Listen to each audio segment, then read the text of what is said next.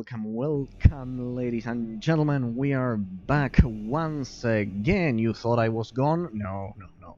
Not at all. Not at all. We are here to continue analyzing the most forgotten and underrated games of all time. No, we are not gone at all. So, what do I have for all of you today? We begin this new season. Just in case you didn't know, it's winter holidays where I live, or it was up until now. And well, I was also busy at work, so I took some days to both rest and finish some work.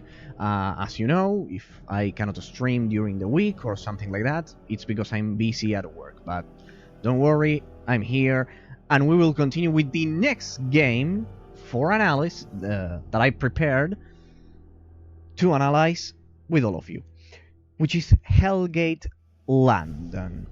A classic from, well, not a classic, it's a pretty weird game, unknown by most. It was released exclusively on PC. It's similar to an MMORPG in some ways, or an action RPG. It's a pretty interesting combination. So it'll be a pretty interesting case for us to analyze, because the servers, of course, they are absolutely offline. The game no longer has its online capabilities, as that's usually the case. But we will see if we can enjoy the story mode and all of those sweet RPG gameplay mechanics that I always love to analyze so much. So we will try to play the game from beginning to end, all of the story offline at the highest quality. The game has a 60 FPS cap, as you will see, and it's pretty much the only game Flagship Studios released. Related to that, first, before we get into gameplay, we will get to the story, because there's one interesting detail that I wanted to share with all of you about this game. So let's get to the description for the game. It's always good to do this, so we have a more kind of like universal vision of what the game has to offer, just so we have a more comprehensive idea of what the game has in store for us. Right, so as I've said here, please pay attention to this. It's exclusive to PC.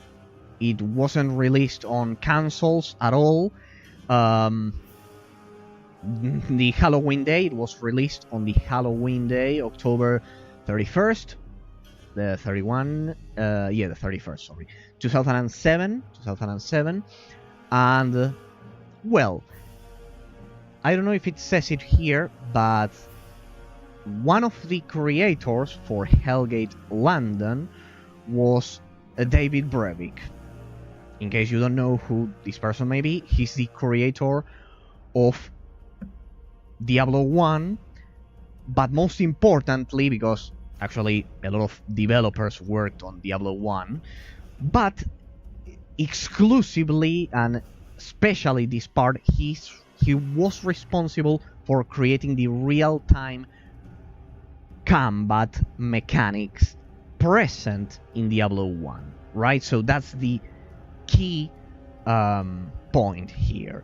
The developer responsible for creating the real-time combat for isometric action RPG games. Diablo 1, it was the first isometric action RPG who took that brave step forward in order to, usher in a new era of action-based RPG games instead of the classic turn-based combat that we were so used to see up until that point. For example, Baldur's Gate, then Icewind Dale, but a lot of them previously, all of the Japanese turn-based games that I don't like. I don't like turn-based combat. So for me, the creation of Diablo 1 with the real-time combat, and well, also Baldur's Gate, which had real-time with post-combat, they were pretty important. They were pretty important, and not just for me, but for the whole gaming industry. So, this game, Hellgate London, is extremely forgotten. It was developed, as you can see, several years later, but in a pretty interesting date. It wasn't a coincidence that I'm wasting your time telling you about the date.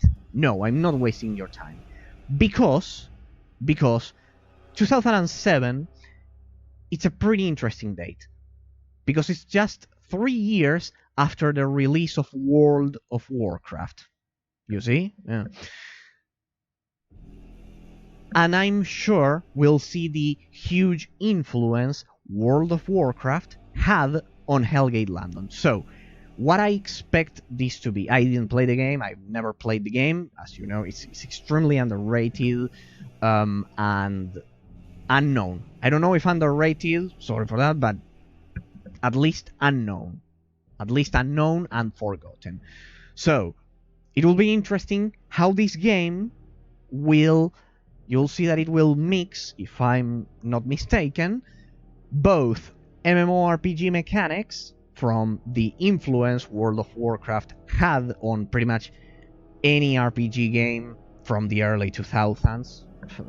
You can imagine 2004, the release of World of Warcraft, just 3 years later, the release of this game. But it probably was in development several years before the release of this game.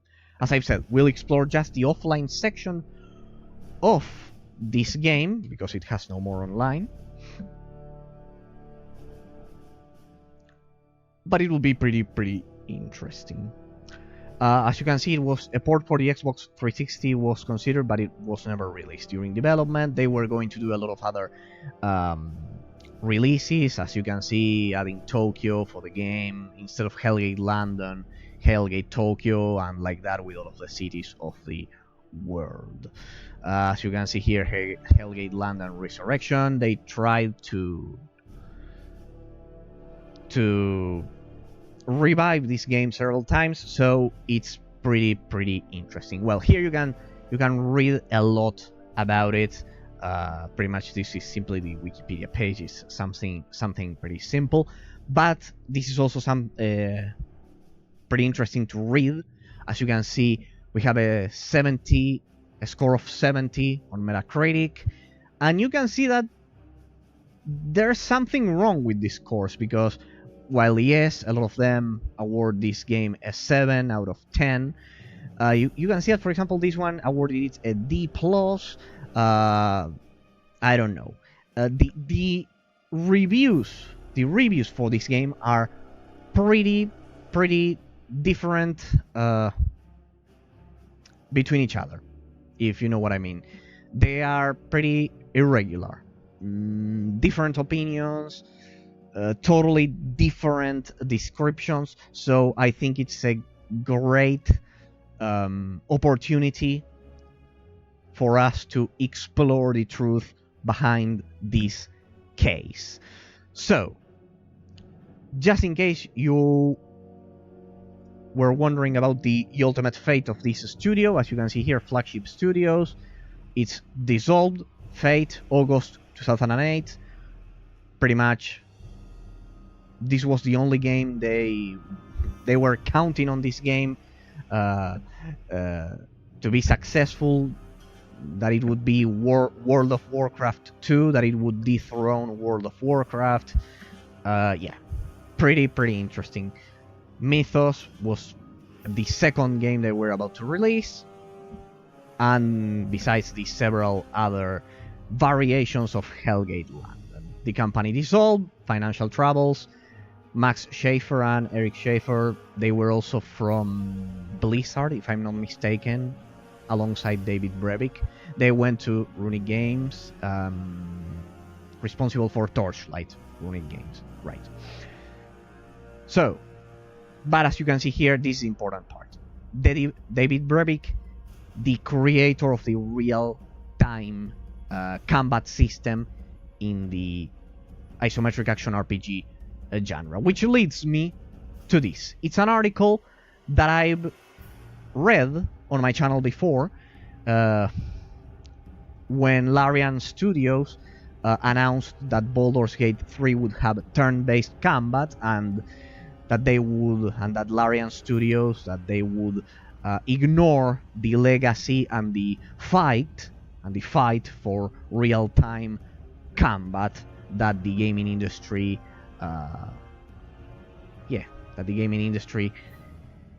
had because 20 years ago, because it was an absolute breakthrough. The fact that we went from turn-based combat to real-time combat in both isometric action RPG games and strategy games, and most people apparently have forgotten about that.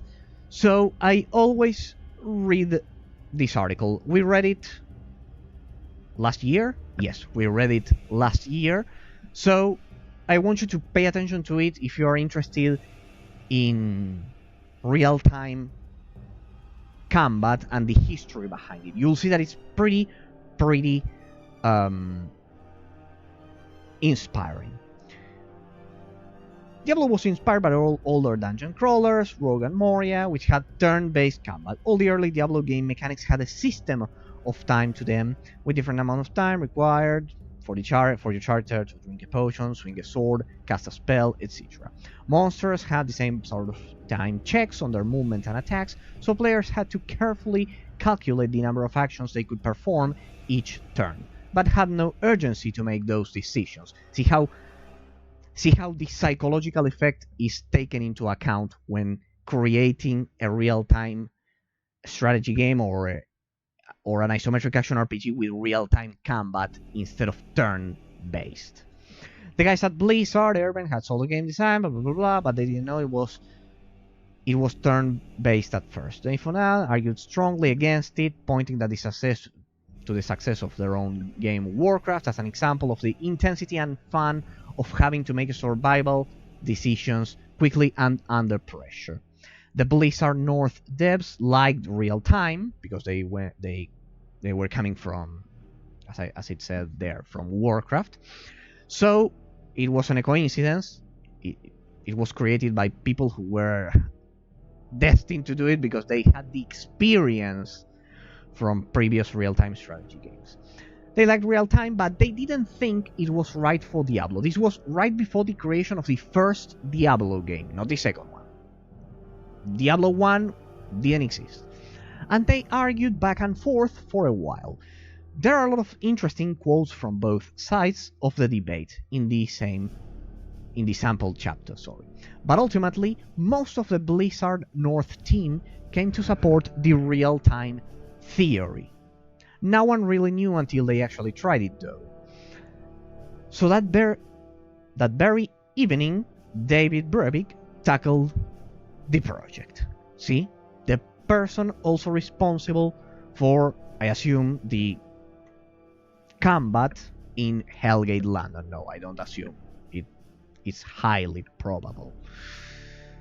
So, of course, I'm sure there was a team as well, because the developers always work like this with a team. There were several people, but I'm sure that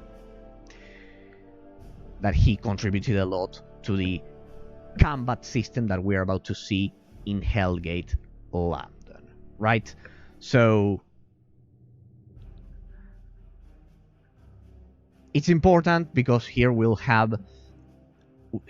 be able to compare the influence this great creative mind had on Hellgate London, coming from Diablo 1. After everyone left for the weekend, Dave sat down at his computer and pulled up Diablo's code. He scanned through and hit on something. Sorry if you already read this, and I'm repeating because you were faster than me. The game was written so every action, movement, combat, quaffing a healing potion took up a certain amount of time. Monsters moved immediately after the player had initiated a command.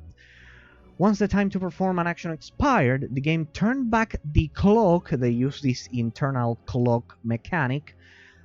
I know this because I've read the article several times. It has 3 more parts, but this is the most important part of it. I'm not going to bore you with the rest of the 3 articles. And the player monster turn cycle began anew.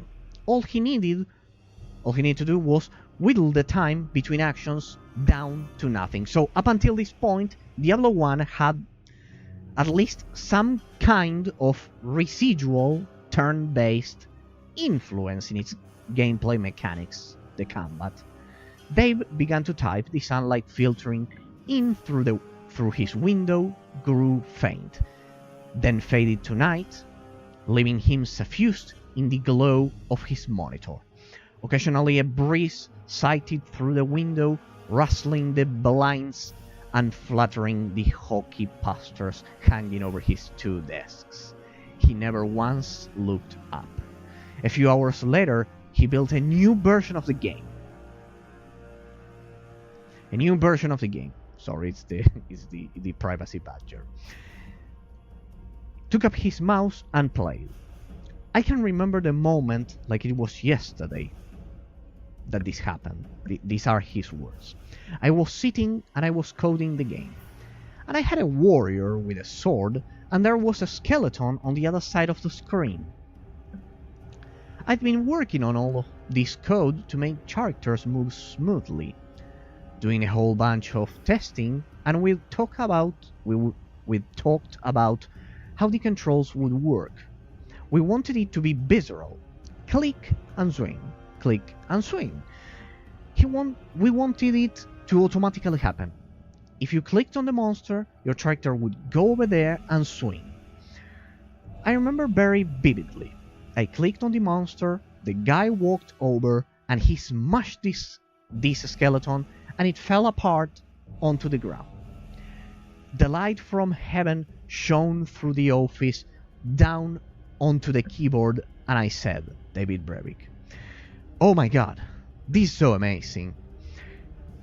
I knew it was not only the right decision, but that Diablo was going to be massive, and it was really the most defining moment of my career, as well as for that genre of gaming. This is the key point I've been telling you constantly for the past year when I talk about all of these topics. It is so important, the transition from turn-based combat to real-time combat, and the fact that I see that nowadays they seem to exclusively care about turn-based games when they associate them with RPG games. That it's absolutely disgusting. Sorry, but it's absolutely disgusting. There's no other word for it or other way to describe it. For example, what Larian Studios did with Baldur's Gate 3. Baldur's Gate 3 had real time with post-combat system. The classic Infinity Engine combat system. The same for Icewind Dale. For, well, Planescape Torment it wasn't focused on combat. It didn't revolve around combat, but well. Icewind Dale 2, fortunately, I think they recovered the lost code for that one. But you get the point.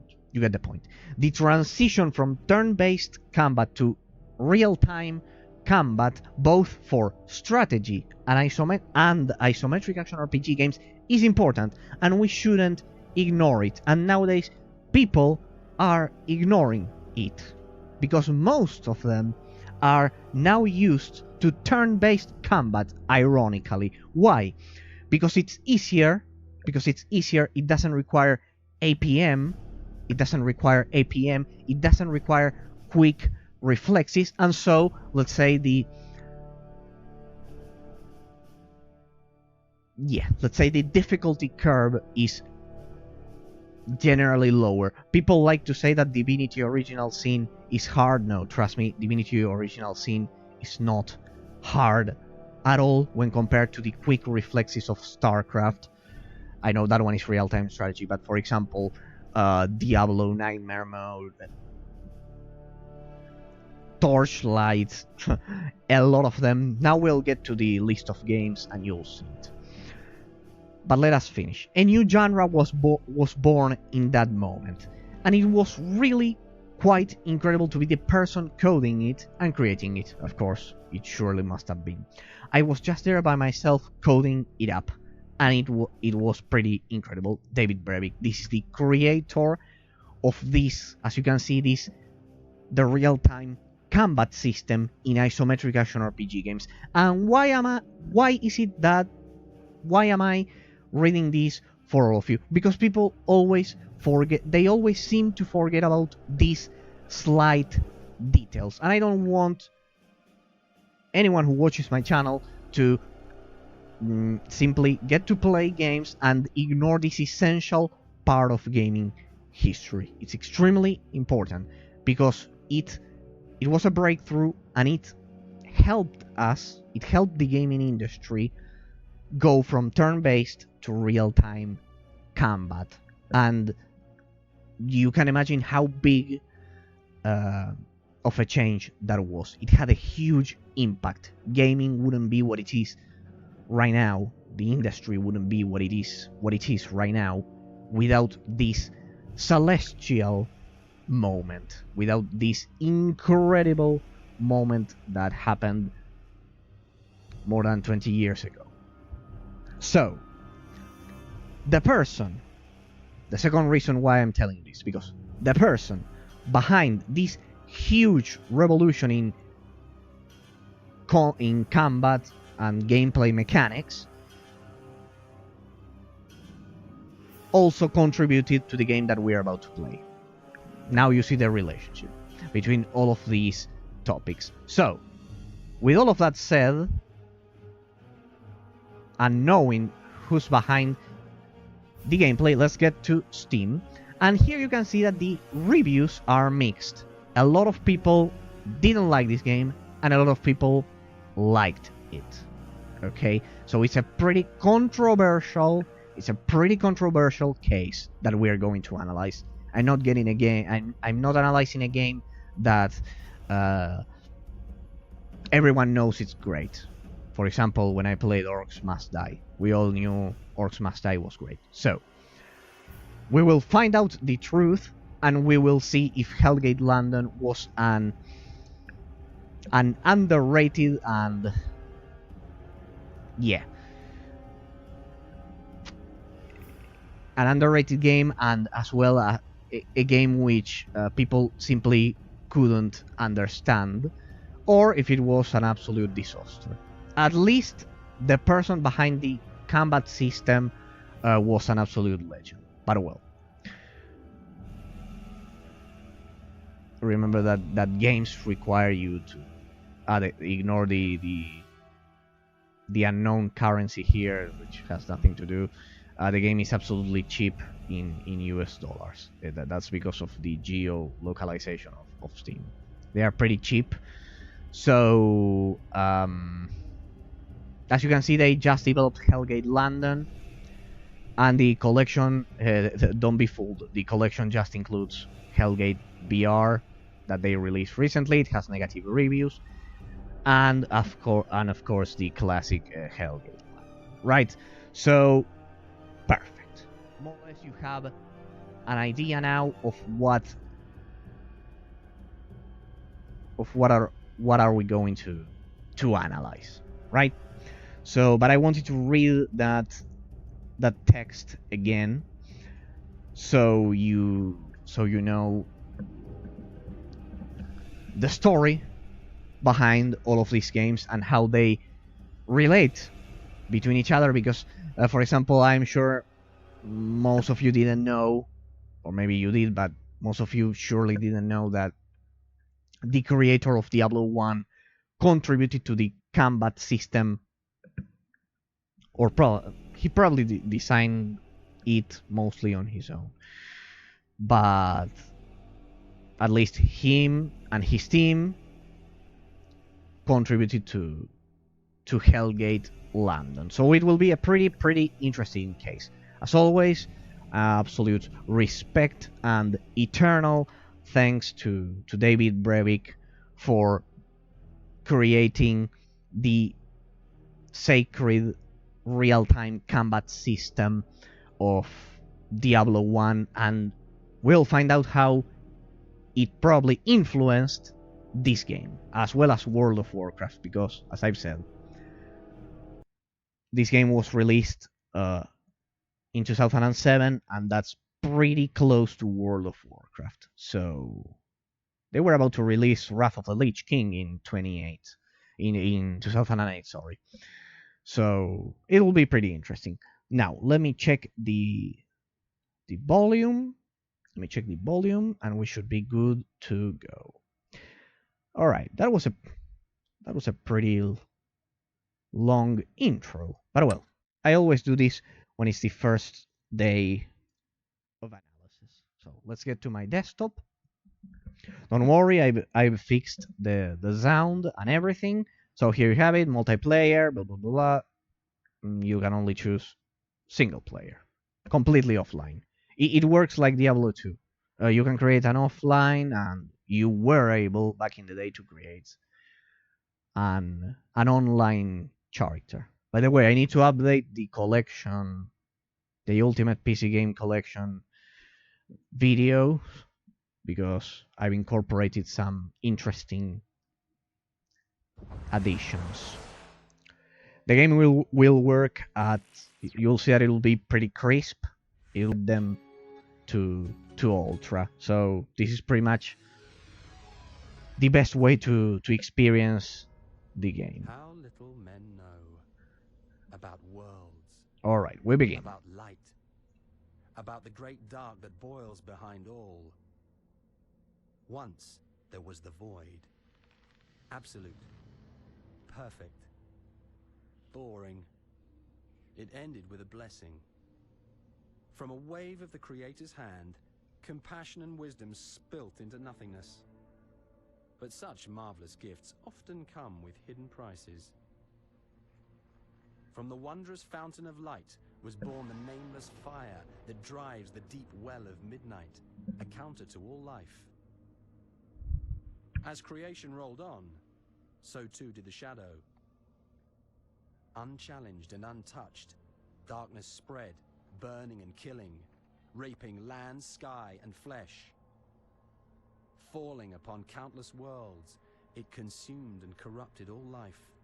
Eventually, the shadow fell upon a mundane world of feigned love and exaggerated loss. Curiously, this blundering blue planet hosted men not easily purged. I went bold.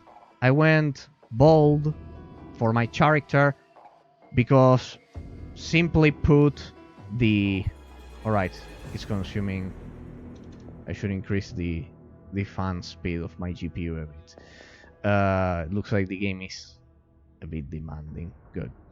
I was playing the Ascent, and all of the haircuts are, as I've said, wannabe gangster haircuts. Not even a single one, a single normal haircut for your character. So I appreciate this. I appreciate normal haircuts. There you can see that developers back in the day were geniuses. Not like today. There are geniuses today, but regarding haircuts, no. Well, this one could be pretty interesting. I think it was the first one. No, there was another one. Sorry, I love these things. This one seems pretty good. No facial hair. Sorry, I love shaving. I don't like having a lot of facial hair. My bad. Skin tone or color. What's this? I could have sworn this is blue. TL. Green. Oh. I don't know why, but that one seemed the most normal. The other ones look yellow. I don't know why. They look yellow. Don't ask me why, but I think the first one was dark. Or kind of like, yeah, like dark instead of normal skin. Orange. Well, there you have orange, just in case you're interested in that. This one is the one which looks less yellow, I guess. Weird. Pretty weird. Oof. Total orange. Look at that. Interesting. Ah, and the other ones are much more normal. What's this? Alright. It's kind of like orange. There we go. And black. Okay. Okay. This one is way too yellow. This one is the most normal, at least with my configuration. This is the important part. Elite mode enabled. Disabled, enabled. There we go. I want to ensure we are playing the most difficult version for this game. No facial hair. No facial hair. Hair color. Yes, please, a normal hair color. Thank you. I know I'm pretty classic regarding these things. Sorry that I'm so boring. The most boring face ever.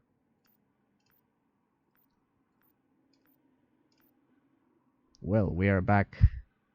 This kind of like the time machine, and we're back at Oblivion. That seemed the most normal face. I don't know if that one, this one. The first haircut seems natural because we're in the middle of the apocalypse. Let's roleplay a bit here and let's have a bit of long hair because, let's be real, in the middle of the apocalypse, you are not. Drop frames or what? What's this? News, notifications. No. It's promotions from... Oh, I didn't change the camera. My bad.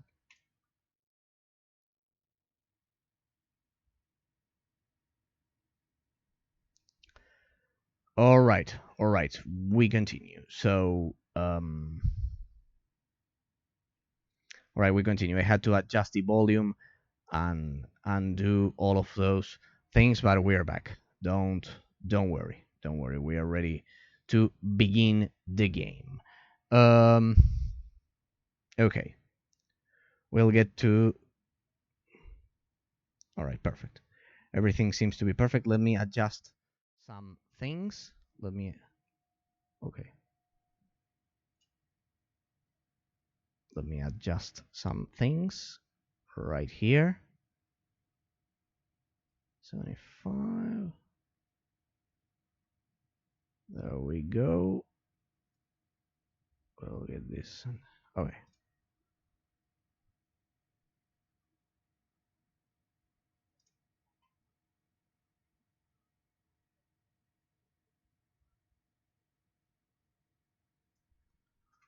Okay.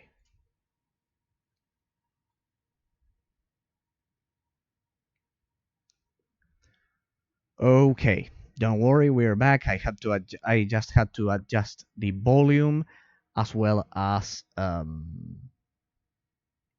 adjust the fan for my GPU. But we're good to go. Don't worry. So, where were we?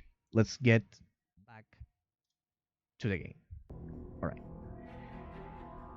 Here we are. As you can see, I've already created most of the things. Just so you don't get through this boring process, I just need to pick my class. Well, basically the name, Elite Mode. As you can see, we are playing on Elite Mode. Elite Mode is for advanced players. The difficulty of enemies and levels will be greatly increased. Don't worry, we are playing Elite Mode right away. I'm not scared so easily because of that. I play most of my games, all of my games on hard difficulty first try, except if they restrict that hard difficulty. For example, something like God mode in God of War. Well, you have to play it twice. Well, basically, I need to pick the class. I haven't read the descriptions yet. Basically, the face, the hairstyle. See, this is something I appreciate a lot because I was playing The Ascent, a twin stick shooter, recently, which was released recently, and I remember, and I remember that in that game, all of the haircuts were wannabe gangster haircuts. So I appreciate a lot when here you can see that developers back in the day had such a good taste and they were geniuses. There are geniuses today, but a lot of the developers have this strange idea that all of us, we all like having wannabe gangster haircuts. And I appreciate it when we get normal haircuts in games. But, well, here we have the first wannabe gangster haircut. Here we have this one. As you can see, the game is locked at 60 FPS. You can choose other resolutions, as I've said, but... sorry, you can choose another frame rates, but it will always go back to being stuck at 60 FPS. Well, as you can see, you have normal haircuts for a change. I remember that in The Ascent, I had to select being bold for my character. I said, let's be bold right away, because all of the haircuts were wannabe gangster haircuts. Indeed. So I can appreciate it when we get... See, all of the haircuts were like this one in The Ascent. So I can appreciate it. Or this one. Here you can see. Or this one. So here you can see that developers back in the day had common sense, and they included, alongside the wannabe gangster haircuts, they include normal haircuts. And I appreciate that a lot. So we'll go for this one because, let's be real, in the middle of the apocalypse, you can't get your hair cut perfectly with something like this, or I don't know, something like this. So let's be a bit real.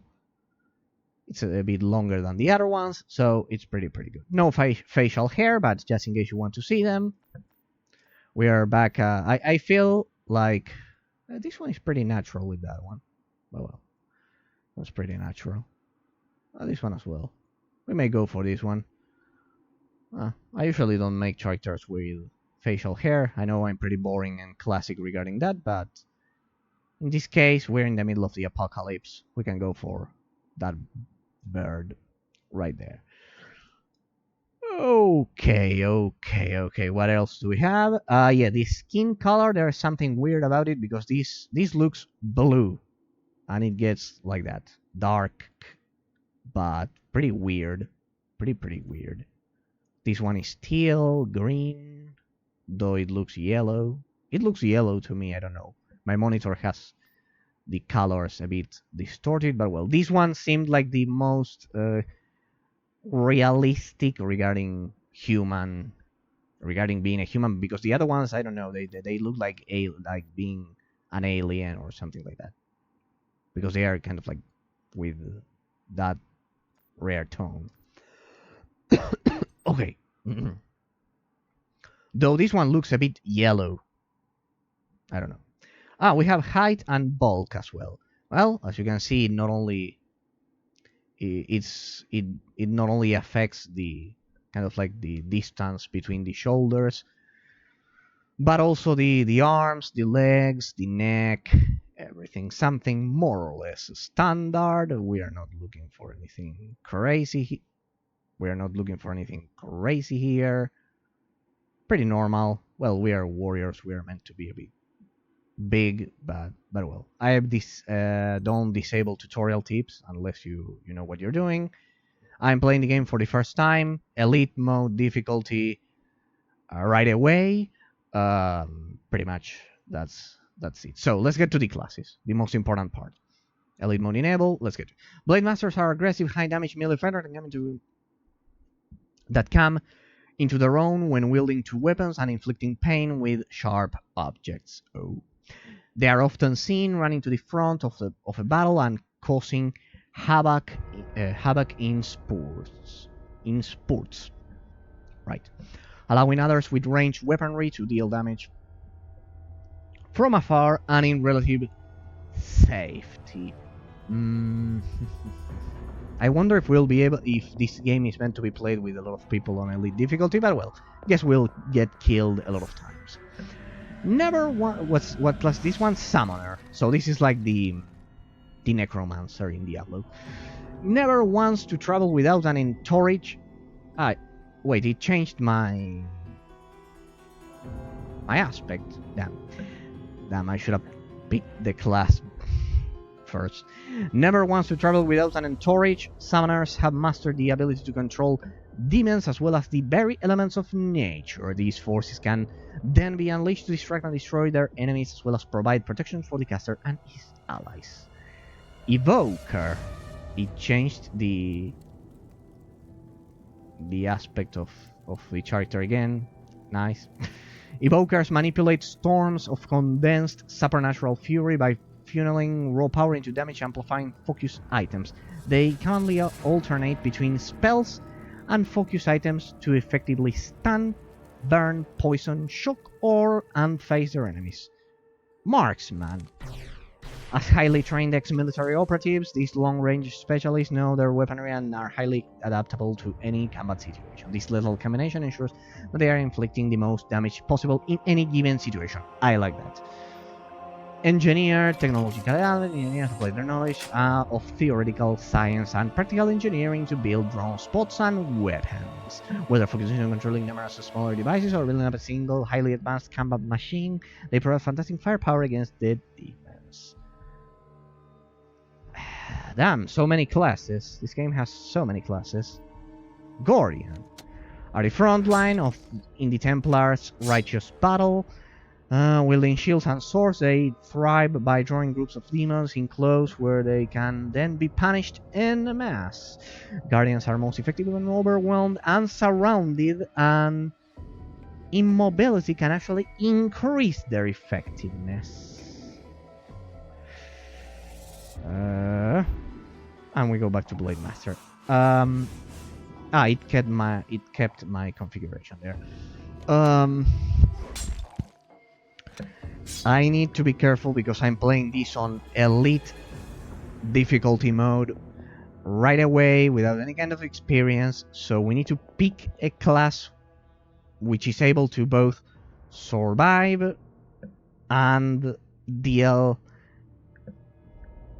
a lot of damage. So I was right, by the way. In the intro they were showcasing the classes. For example, this one was the first Templar warrior, the grandfather of the protagonist or whatever, and the marksman, of course, that girl Lyra accompanying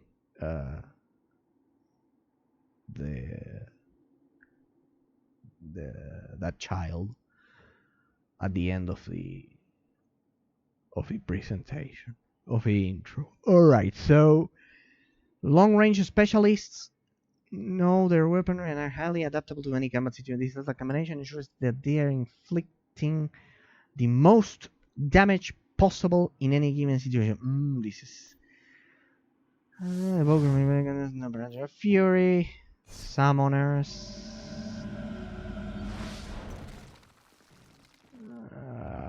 This one is pretty interesting.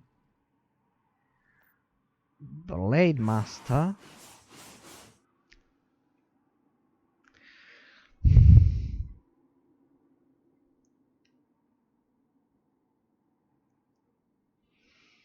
This guy looks like the Blade Master seems to be pretty squishy. I am between the Guardian and the Marksman. Why? Because I think that they Guardians of the wielding shields and swords, they thrive by drawing groups of demons in close where they can then be punished and mad. Guardians are most effective when overwhelmed and surrounded, and immobility can actually increase their effectiveness. Interesting. Engineer. This one is pretty vague, the description. It's pretty vague description if you ask me. Numerous smaller devices and similar power device. Fantastic firepower.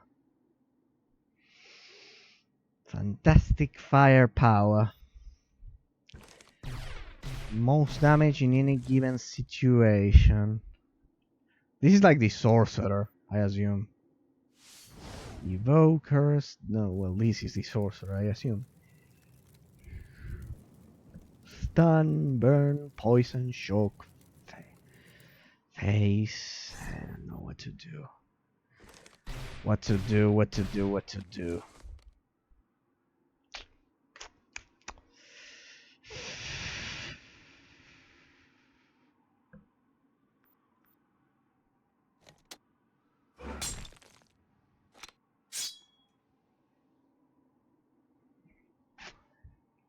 I don't know what to do because since we are playing on elite mode,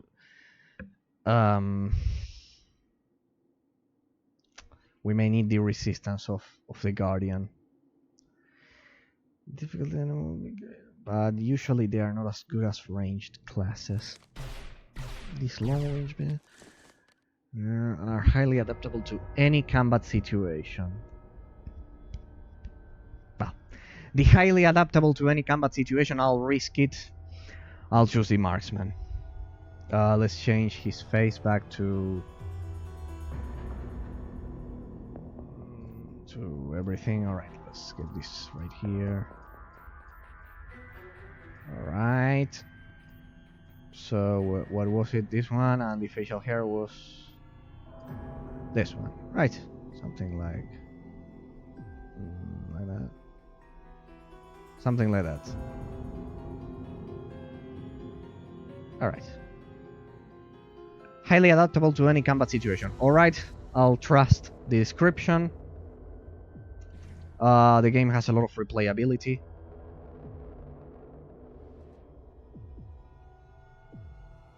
Oh. We'll do something like this in the middle. No, this is way too much. Something like that. Like this seems normal. More or less. For a soldier, something like that. Alright. Let's see. Anyways, I can always change the class later. So, let me remove that. Now let's begin. I am... Russell, like... What? No, this game isn't a first-person game. This is a simple tutorial to get you started. Incoming transmission presented to view. Don't worry, it has a third-person camera.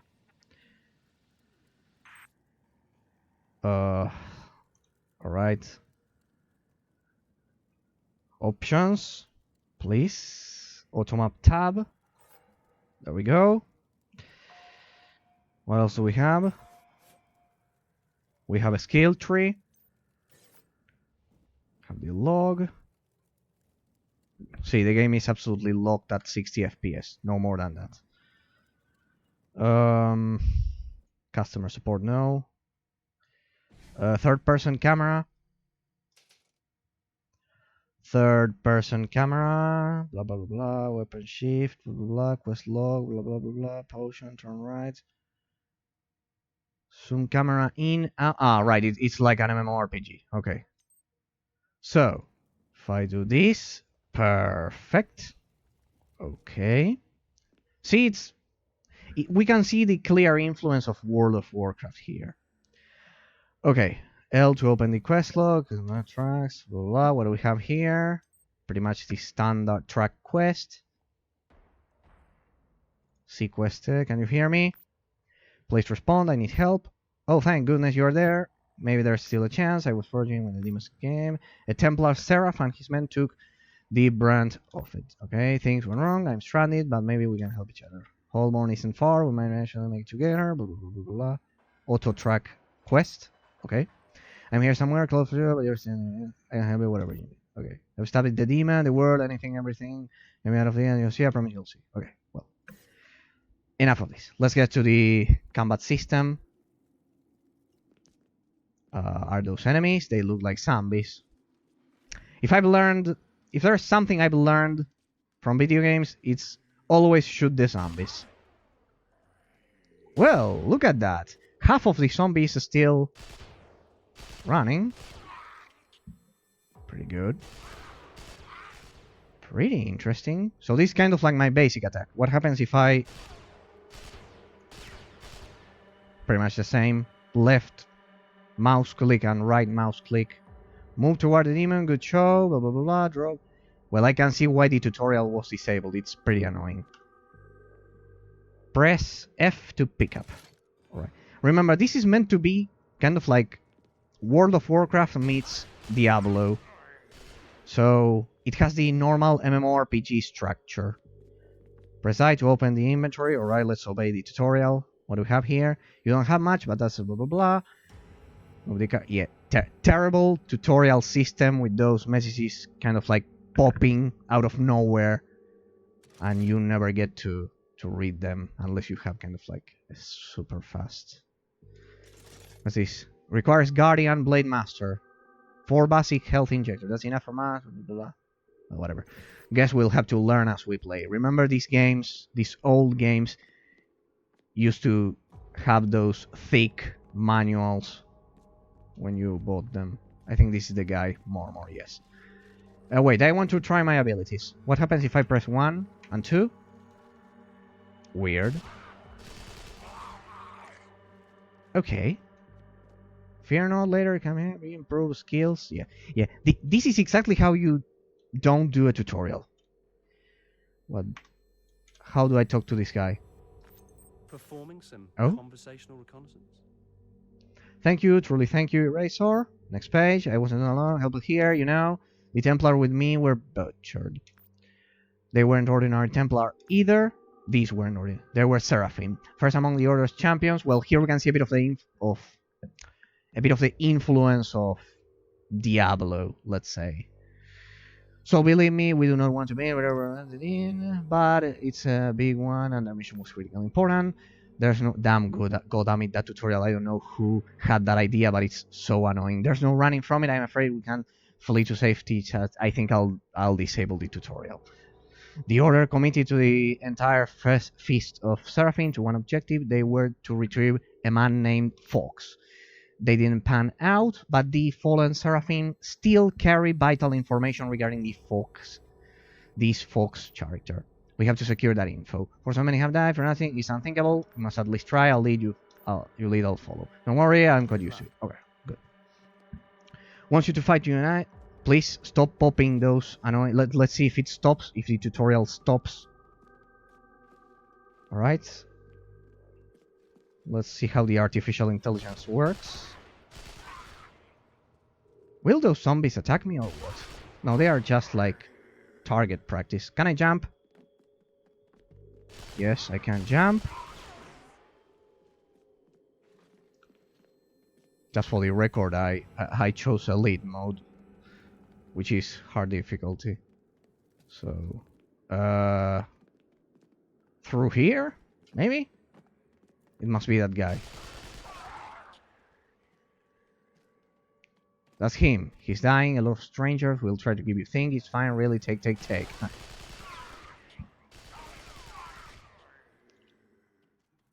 Yes. Ambushed. Everyone's dead.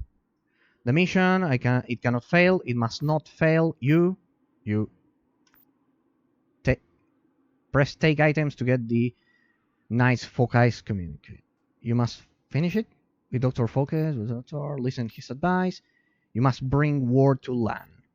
Give him Fox communique, French word used in Old English. Trust me, I've studied that. I had to. He must find the device. It's kind of like old French English. There was a bit of an influence back in the Middle Ages. Go to the Commandant Garden station. Go and deliver Fockey's communique to Lan. He'll understand, he'll find the doctor, use the device. There's still hope, there's always hope, there's always... he's dead. Goodbye. A message from Dr. Fox. Right-click to examine. Let's take it. Alright. Ready to get out of here. Then I need you to reach him. Blah, blah, blah. Alright. M to open the world map. Yeah, they don't seem to attack for now, the enemies. It's just like the first... kind of like the first zone of World of Warcraft. That one... level 1 zombie. Am I getting experience? Yes, I see. I see that white bar down there getting filled. It's incredible that David Brevik, the developer responsible for creating the real-time combat system in Diablo 1, went on to design the combat system in this game. So I am quite eager to analyze this game, at least the offline section, because can I talk to this guy? No, it's just kind of it's exactly like World of Warcraft. It's exactly like that. You can play in first person also. I cannot shoot now. All right, let's get into the metro station. Here, where I live in Buenos Aires city, there's also a huge metro like this one. I mean, it looks better than this one. Performing some conversational Oh no. And I thought this place would be safe. It doesn't look like that. Looks like these folks just barely survived. Well, no, they just survived the attack. I added the barely. Half the equipment here is on the freights.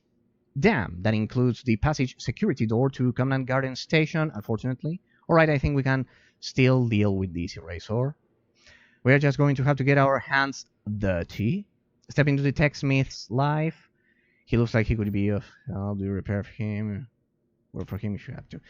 Just please assist these poor people in getting that door open so we can reach landing. Command Garden Station, complete surfing. Alright. Right now is the only thing that truly matters. Resort. First steps are always the hardest. Hey, looks like I leveled up. If only I knew how to...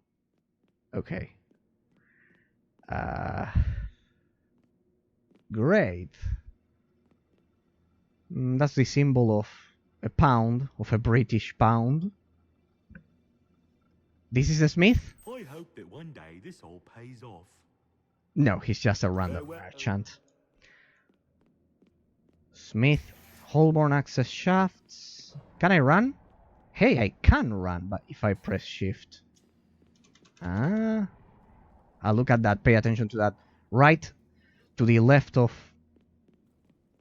Yes, exactly. It disappears. Right to the left of my first macro. It disappears. Alright. Can I have a gun too? Joy? No, you cannot have a gun. You're a racer, aren't you? I really want to be like you. He's always telling me I'm too little and now I've lost my tricked out prosthetic leg. He'll never let me join. You're a real hero? No, I'm just here. I've just arrived to this game. Kid, I'm as lost as you are for now. I was up in Tottenham Court. Right, because this game is based in... Apparently they based it realistically upon London. I was up in Tottenham Court looking for salvage where I could sell to Orf. Here, when I fell into a nest of fat, smelly demons. I barely escaped, but they got my good leg. I'm stuck here, blah, blah, blah, a mighty hunter. Dank pirate, all I want to be is a mighty. Yeah, the classic missions from MMORPG games. I may not be old enough to run with you yet, but I bet you, Squire. Find me a good leg and I'll be your... Oh, he could be a companion, so we have companions here. Pretty interesting. I remember that in Star Wars The Old Republic, the companion system was extremely interesting. Dawn of the Zombies. Sorry, I was just remembering something my granddad used to tell us. You know that my granddad was a priest in Trinidad, mate? Yeah, the game has a lot of lore, that's for sure. And he was like, well, and then dead in the earth. Seems like he might have been right in retrospect. Specifically, Tottenham Kerr, Road is struggling with the dead, full or not. 10 zombies. Yeah, we need to kill 10 zombies. Back to hell. Let's see. Forbidden. Entry forbidden, Covenant Garden approach. But it's this one. Covenant Garden. Here's the text, Smith. This is the main mission then. Filthy demons, they hit us hard. The other ones are kind of like side missions. It was all we could do to drive the bastards out, and most of the gear is wrecked. Even these bleeding doors jammed. Help with the Covenant Garden can't even reach us. What a nightmare. Oh, did you need to get through, Hunter? Well, I'm afraid the only way to repair this... the only way this repair is getting sped up is if some capacitors fall into my lab. There's storage energy to power a few extra devices around here to get things moving or opening, as the case may be. I know there's some in Holborn access shaft, but I'm not going out to get them. That's where the flipping demons fall back to your friend, blah blah blah, still enjoying life. If you really mean you... Holborn access, like... Well, where's the access? Court Road? Holborn access shafts. Alright, we'll go over there first, then. Just so you know, I'm kind of like playing this blindly. Hey, what happened to us? What's this? It was like kind of like the login in menu. They are attacking now. Good. One capacitor. Press F to pick up. Good. This is getting better.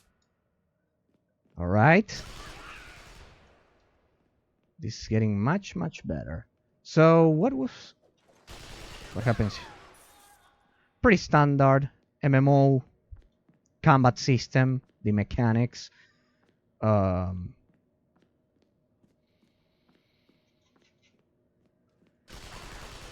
However, well, yes, this is definitely a lead mode right away. Pretty interesting particle effect there. Looks like the budget. Wait, I think I just got hit by the... yes. This is a lead mode difficulty. Luckily, in this game, there's no ammo. No, I think it was this. Dealing damage to me, could it be? No. No. They must have attacked me. With some kind of ranged attack. Could it be? Okay. I'm beginning to think I made the right choice by picking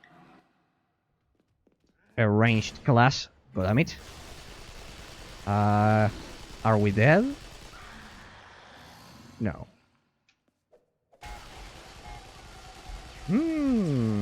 Yes, this will be a pretty interesting game.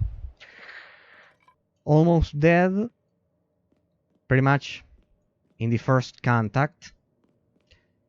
Damn, this game could be pretty interesting because it solves the fact that most of the average missions for MMORPG games, they are pretty boring. I mean, the real missions in an MMORPG are the ones that you do with a lot of people in the middle of an operation, as we used to call them in Star Wars: The Old Republic, or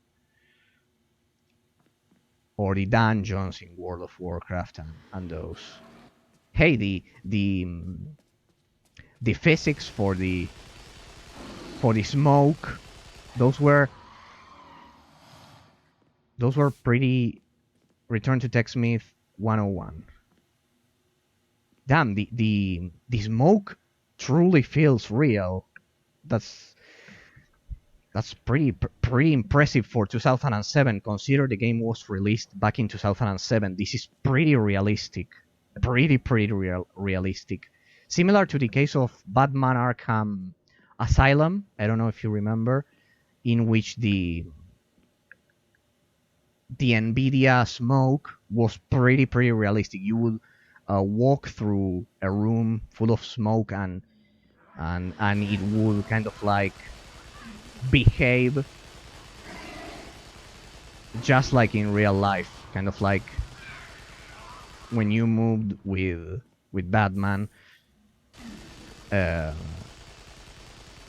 felt, I remember it felt pretty realistic. It still feels. The PC version, only the PC version, not the PS3 and Xbox 360. But the PC version has the Nvidia special smoke or something. It has a weird name. But yeah, that one feels pretty. That one felt pretty realistic. So if I knew how to use a potion, I would continue. But a potion or whatever. All right, there we go. 4 basic health injectors. Restores 30 health per second for 3 seconds. Let's see. And we have what? How much? Where's the health? Here. Total 83. We have 30. Regeneration rate 0. Of course, we are puny. We are just beginning. So if I do this, all right. See, the best way to learn these games is playing, because, as I've said, they used to be shipped with those thick guides, kind of like the player guides. Nice physics, pretty impressive. Not only nice, I would say amazing physics. You could see that all of the particles there, kind of like when it exploded, the wooden sticks would fall naturally of that box. Yeah, regarding the technical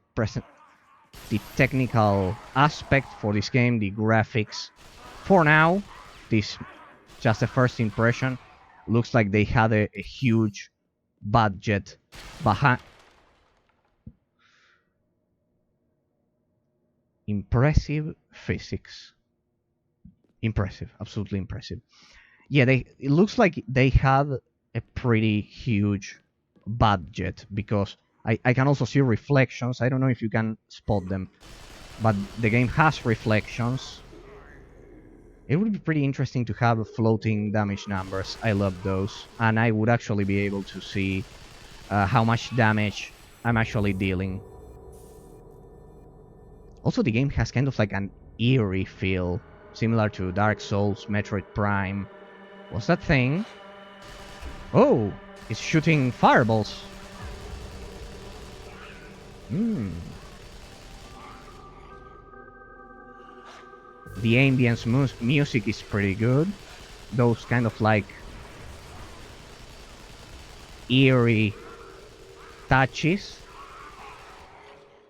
And also the way when you kill a zombie, the way that half of the upper part of the body, here you'll see, the upper part of the body sometimes kind of like continues to chase you. Well, not these ones, but the ones we killed on the surface. Oh, look at that! It's avoiding my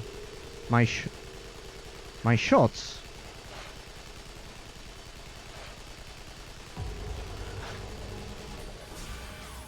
Oh, it was a boss or something like. Yeah, this is, as you can see. Well, there we kind of like had. It was some kind of boss.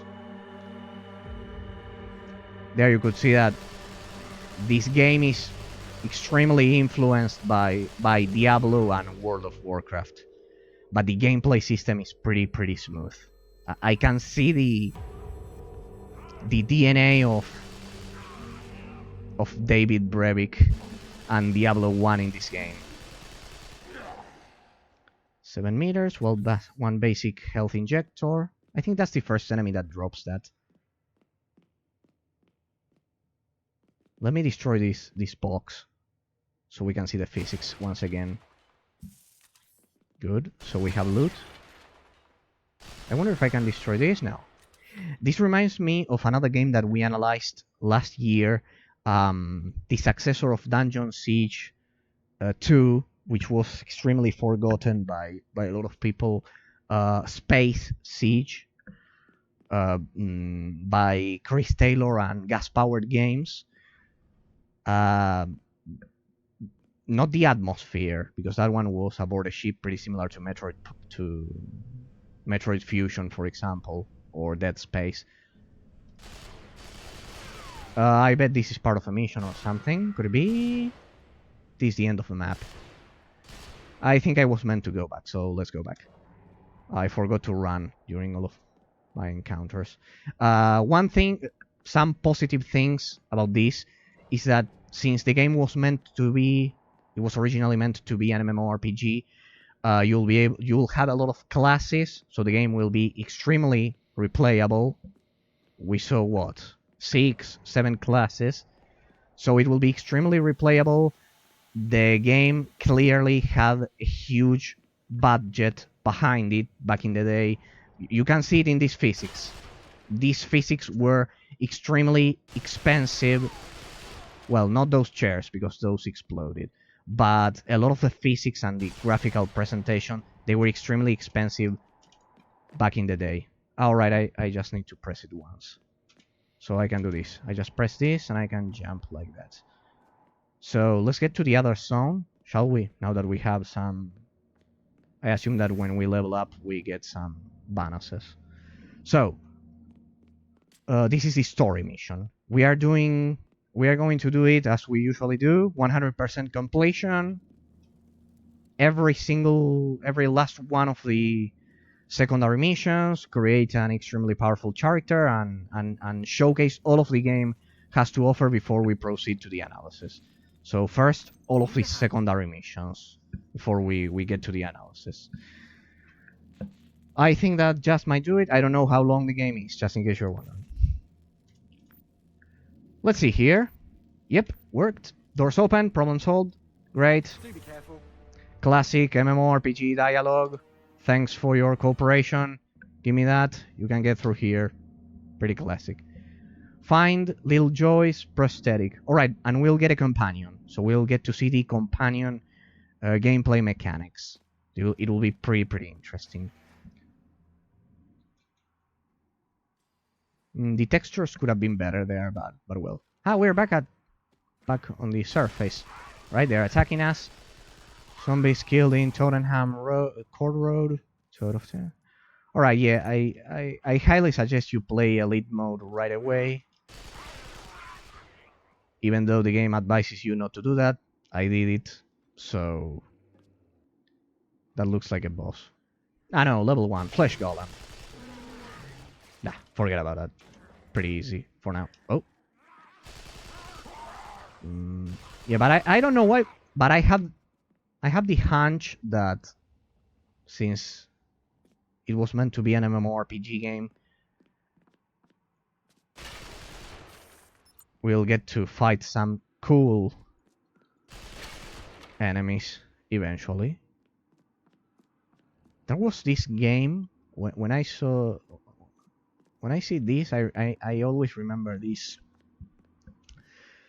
third-person shooter from the Xbox 360 and the PS3, Fractured, because you kind of like you can kind of like manipulate the terrain, and it's based around that strategic gameplay mechanic. Pretty interesting.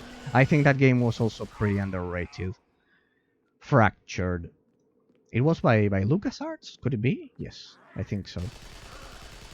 Good. Dead. 8 out of 10. Let's see what else we have here. See, this is what I was telling you some seconds ago. The upper torso is absolutely dismembered, and the legs kind of like chase you. Pretty cool. Those, I know those look like stupid details, but the developers probably put in a lot of time to create those gameplay mechanics. Besides, maybe now it looks stupid. Oh my god, what's that? See, I told you.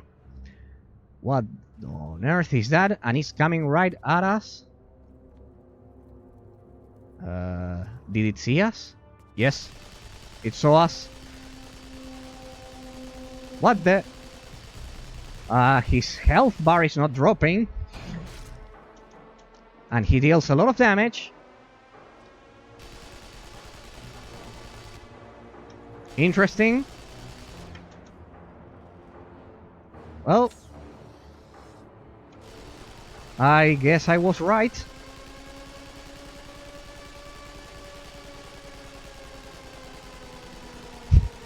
I love the alarm sounding in the background. Ah well, but... What the... He's throwing some things at us.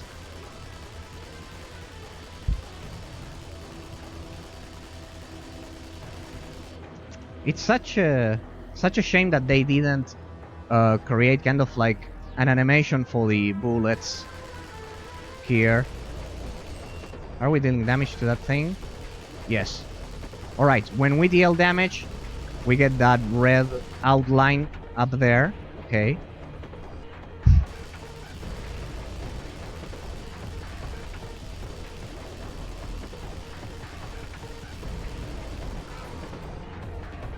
Find Little Joe's prosthetic. Forceful battery. Rifle. Here's the prosthetic leg. Yes. Here it is. Come with me. There we go. Alright. We'll get to see the companion system after all. Right now, in the first part of the gameplay. Things I don't like. That you get through a lot of objects. Like this. And the fact that the bullets, they have no animation at all. I don't like that. I like those two things. But well. By the way, I know that the boss looked easy in comparison, but imagine what would have happened if I had chosen a melee class. What would have happened? I know what would have happened. Death! That's what would have happened, of course, because melee classes, generally, MMORPG games, suck. Sadly.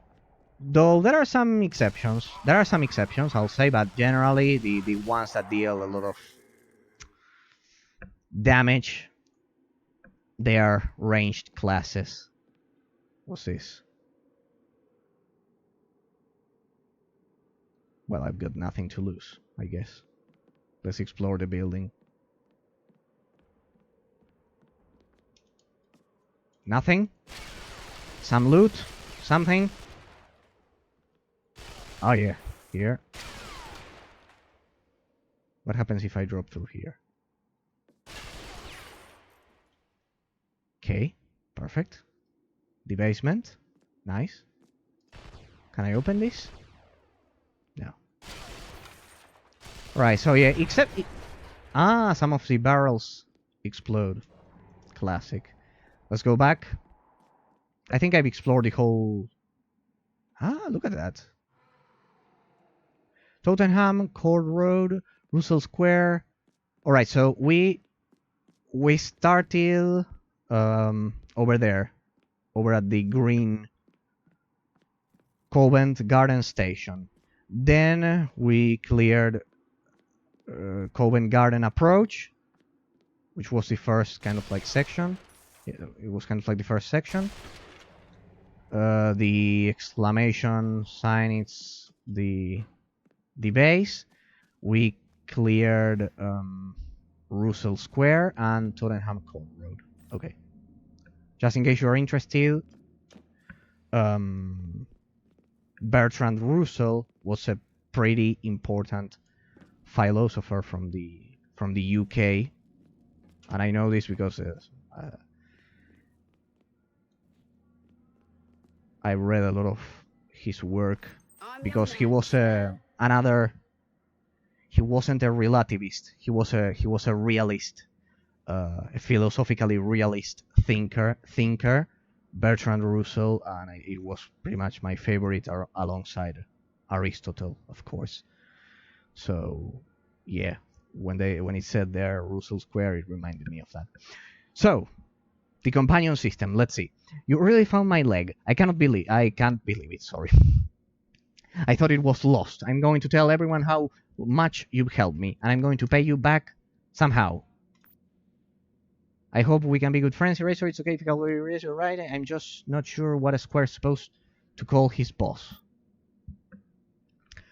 Hey, maybe I should have I should have some weak, cool name like yours too. Didn't they have some cool name like cool name for King Arthur when he was a kid? What was that? By the way, King Arthur, the role-playing game, it's turn-based, but it's pretty good. Recently released, and the one people always forget about is the other one developed by Neo Core. Oh yeah, Ward. I'll be Ward, Squire to the Great Eraser. Well, we can see. Affirmative. Will he follow me? I know. Damn. Will he follow? No. Maybe in the future. Oh, whatever.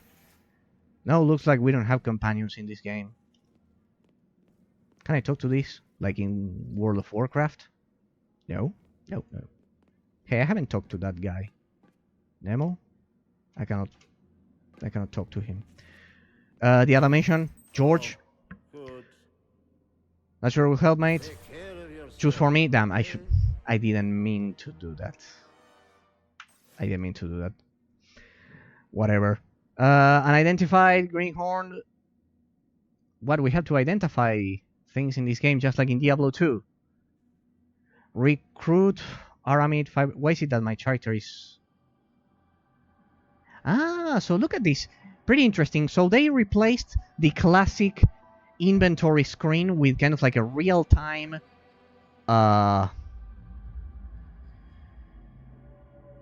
screen. It says there elite difficulty, right? Yes, this is the symbol. Okay. Alright, so it's basically it basically doesn't have an inventory screen. It's just right where your character is standing. And let's see. Do I have something there? Nothing? Perfect. Ah, yeah, it changed. Yeah, it changed. I know it's difficult to see because... So, yes, in this case it's affected by the darkness of the ambience. Okay. A message from Dr. Fox, blah, blah, blah. 30 minutes. Can I equip this, or is it for the... It must be for the engineer, maybe. Automatic rifle is the same. Come on. We have a lot of things to learn about the gameplay mechanics. Adds 13. Is this a mod or something? Oh yeah, it's a mod. Adds 13 to stun attack, strength. Alright, I successfully applied my first mod. And I think that question mark there indicates that we need to identify. Hey, we have a shield now. Available shields. Yeah, look at that. Hey, just like World of Warcraft there. See? It even had the chat from World of Warcraft. Can I speak here? Hello? Hellgate London. Does it work? Holborn Station, Eraser, Hellgate. Yeah, it works. Yes, as you can see, just like World of Warcraft. So we have shields now. And how do I identify that green rifle? Nanoforge, maybe you? Place an item here. Upgrade item. You maybe? That one day this all pays Sorry, off. I'm completely lost. I'm just beginning here. Unidentified, blah blah blah blah. Yes, unidentified. How do I identify this? It's there. I saw it. What you need? Available palladium. Wait. Now. Get out of here. Wait. So we right click. We continue right clicking and discover the true properties of the item. Alright, so they went for... Okay, there we go. Yeah, they look the same. They both look the same, I believe. Yeah, they both look the same. Yes, they have the same. Yeah. Cannot trade. What? Alright, so did I pay some palladium? Palladium is the currency, I assume. Let's sell Something I something. can do for you? Nice British, old school British accent. Because I don't think British sound like that nowadays. It's kind of like medieval. Currently equipped. Are you being served? Available palladium. Let's try selling something like this. I know. Alright, it worked. 571. I knew. When I heard that sound, I said, yeah, it worked. These are for the melee class. Evoker, Summoner, no. Guardian Blade Master, no. This one, 2 armor, 14 shields. And can I equip it? It's the question. Looks like I can equip it. Charcoal basic armor, cannot trade. Why is it that I cannot sell this one? Cannot trade. No, it's a drop on the merchant's inventory or shift right click to sell. Oh, let's try that. Ah, yeah, I can sell that. Basic code. Unidentified apprentice bridging. Alright. See, I'm learning. The rest of the things. Now I've done it. Okay.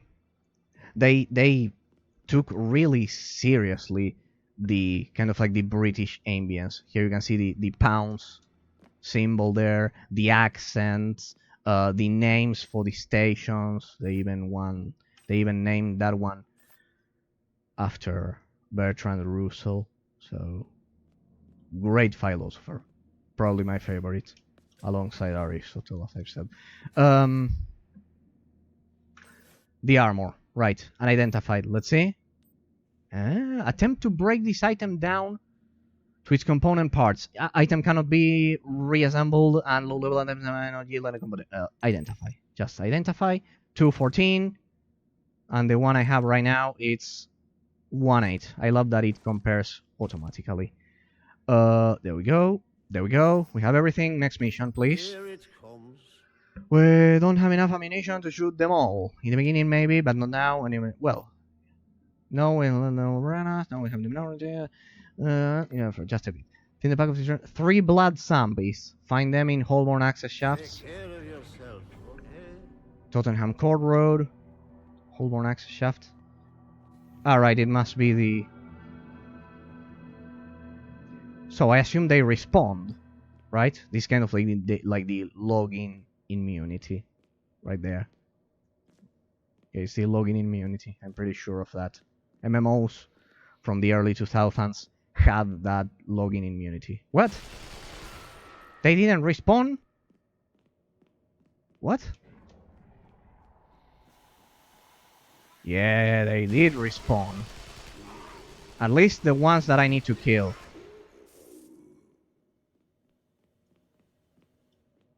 I need one more, please. One more. There we go. Thank you. But the rest of them didn't respawn. I don't know if... Ah, yeah, they did respawn. But they respawn right now. Ah, no. No, it works like this. No. Games... Yeah, it's just like World of Warcraft. The game, the developers set a fixed kind of like. The developers used to kind of like set a fixed amount of time before enemies would respawn. But yes, they respawn here. It's just like Diablo 2 and World of Warcraft. It's exactly like World of Warcraft, to be precise, not like Diablo 2, because you need to wait kind of like a specific amount of time before they respawn. Nice physics again. I don't know why they didn't include bullets, kind of like the animation for the bullets. This game, that's stupid. Oh well. What else do we... first, let me check. Alright, perfect. Yeah, it's locked at 60 FPS, as you can see. What else do I need to learn? What else do I need to learn? I need to distribute my attribute points. I still haven't truly... I think this symbol indicates that we are playing on elite mode. That white symbol up there. As for the rest, yeah, I highly suggest you play on elite mode right away, because otherwise it will be like playing a low-level mission in World of Warcraft, pretty much. Accuracy. Every point added to accuracy adds a 2% bonus to critical damage and decreases missile spread. You know, kind of like when we shoot, kind of like the crosshead gets bigger and bigger, and it becomes unprecise. Every point added to strength in usually able to wear heavier armor and adds 1 additional melee damage. We don't need that for now. Stamina adds 5 additional health points. Power recharge rate. I think we are meant to invest here. I don't know. If I were a warrior, I would pretty much invest here and here. What? Just.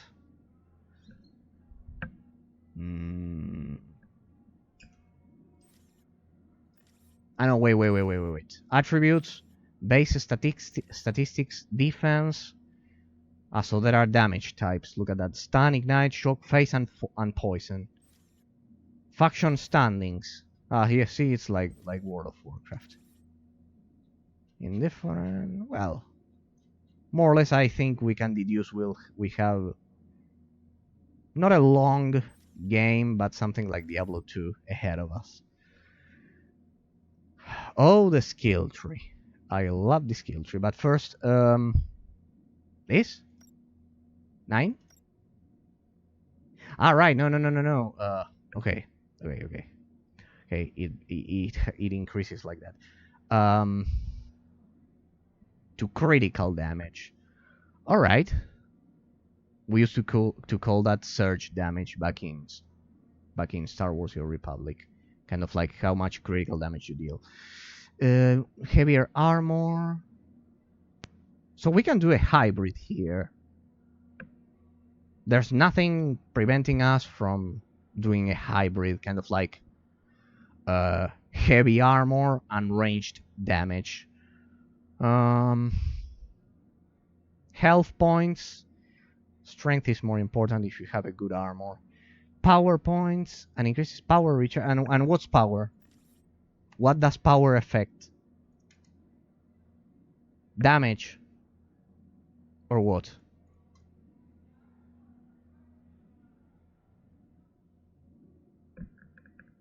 This mana maybe. See.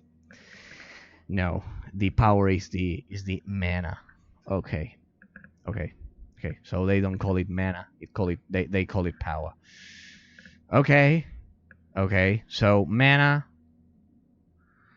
stamina, it's health right here, strength, heavier armor, critical. For now, we'll invest right here, heavier armor, and we'll do this.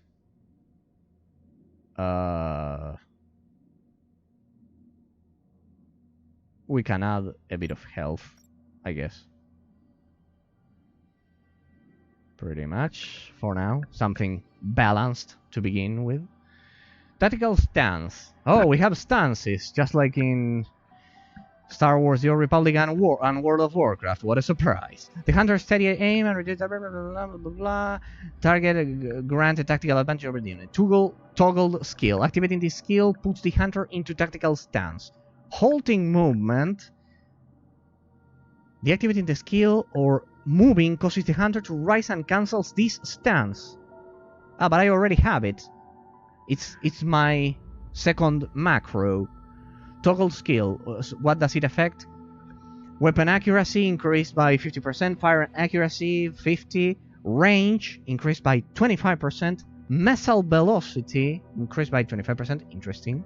Missile velocity. I think I've never heard that stat before. Power cost 26.3. Damage increased by 15%. Indeed. Indeed, that's what we want. 1, 2, 3. Toggle shift skill availability. I have just 3 universal skills. Sprint, recall, returns to last station visited, and how do I activate that? Drag here, so E will be there. Ah, wait, no, I can. Okay, then I need to, of course, customize my macros. Then I will do that. Use right weapon, use left weapon, use all weapons. Well, we are two-handed in this case, but just in case. Oh well, have this. All right, so if you are dual wielding, if you choose the Blade Master, you have to actually use the 2 mouse buttons, I believe, or either use this one. Maybe you use that button and that's it. Beacon, character level too low to upgrade the skill. Perfect. So I need to actually begin. I need to begin working on the rotation. So quests. What do I need to do? Blood zombies killed. Right. We killed them. Here it comes. That should help. Thank you. Care Choose of for me. yourself, Damn. okay? Damn, I'm stupid. Why is it that I'm still pressing that button? Why? Automatically. Why? Alright, but it chose for me correctly, I guess. But well. I think we're done here. So we've cleared all of them. We did all of the secondary quests here. Unless we have anything else to do. Here, yes. Murmur. Tomorrow will be better.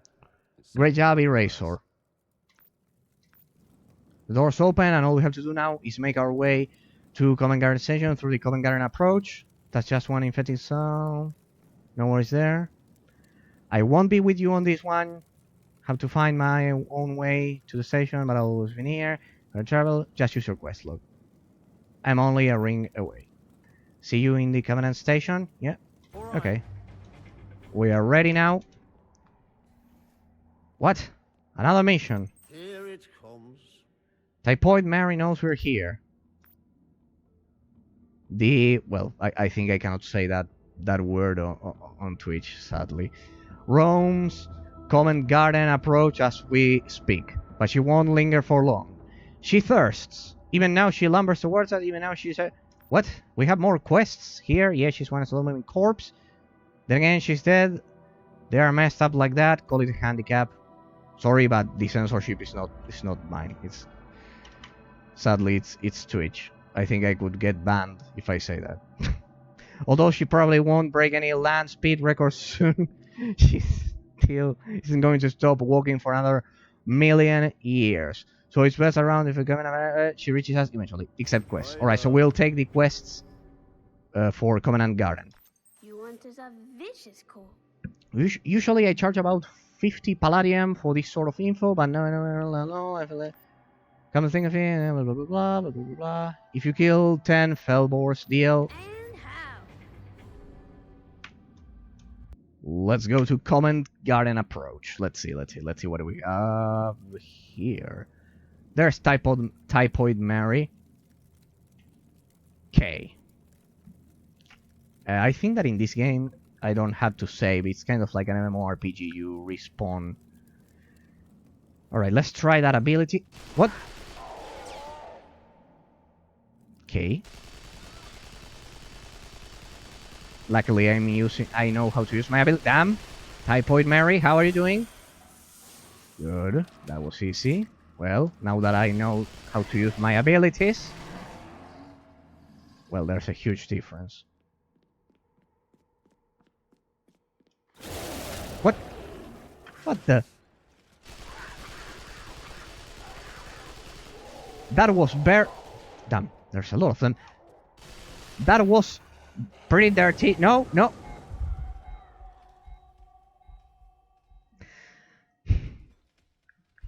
Well, we have the first wipe for the game. Yeah, so happy. Well, I was about to say it was a dirty trick ambushing me like that. Good. Blah blah blah blah. Goodbye now. I once again choose for me the bottom there. I don't know why. That was a pretty dirty trick, but I am happy that the game pulled that trick because it means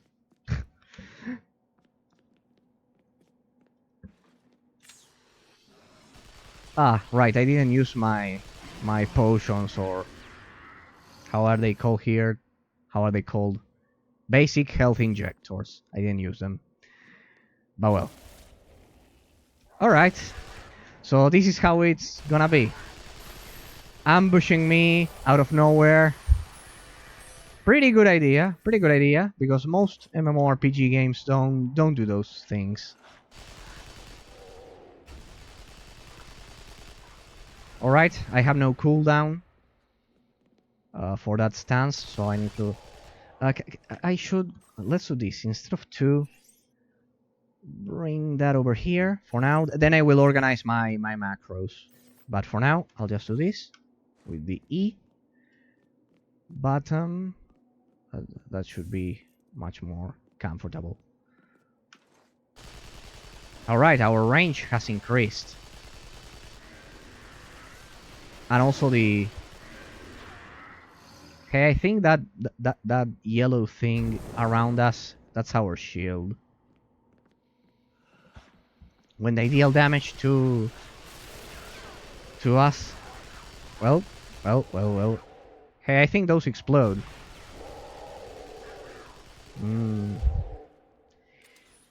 I am not sure if that explosion dealt damage to them. That's a shield. I bet you could see it.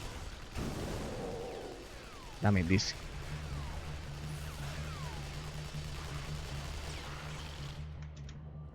Thank you. No, I didn't mean to. I didn't mean to do that. Paralyzer? What's that? Well, but imagine I wouldn't. Imagine what would have happened if I didn't upgrade. If I hadn't upgraded my gear and my skill tree. So the difficulty is on point. Go straight for elite difficulty if you ask me. Because yeah. Those bullets are pretty easy to dodge. I think that soon enough they won't be that easy to dodge.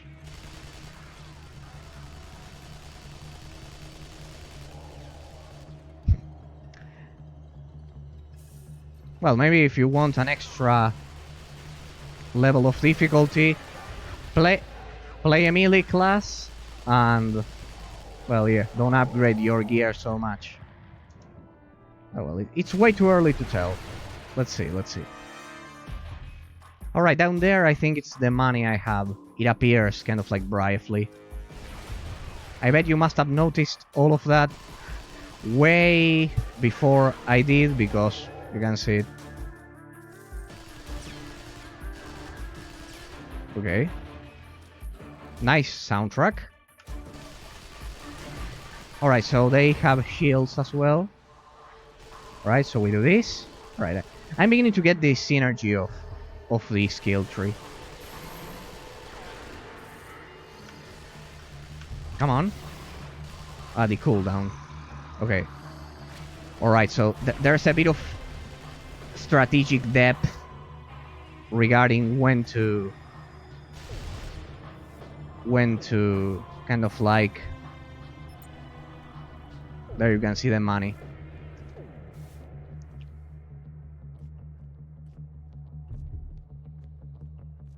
I think it said 1177. Well, Spray and pray. Pretty easy for now. I think I chose. I think I chose the OP class, but well.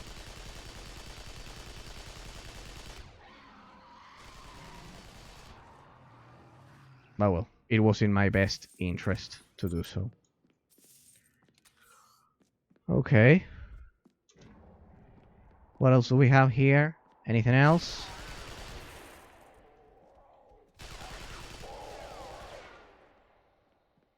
There's a bit of recycling regarding the environment.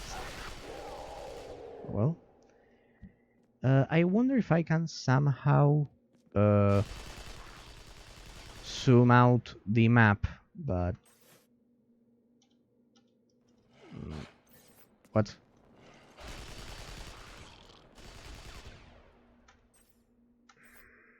Press Alt. Ah, right, Alt. Okay, with Alt you bring up this menu. All right, with Alt you can access everything. This is like Terra, the Exiled Realm of Arborea, another great MMORPG game. Ah.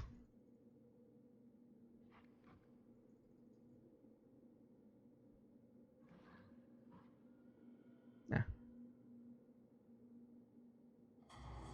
This one looks pretty realistic. The aspect ratio kind of like all zoomed in. Oh well, if we need to see more of the map, then I will change it. Easy. Level 3.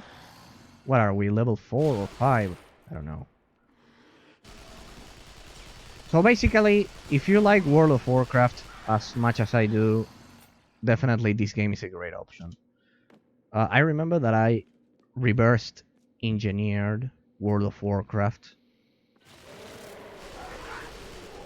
some years ago.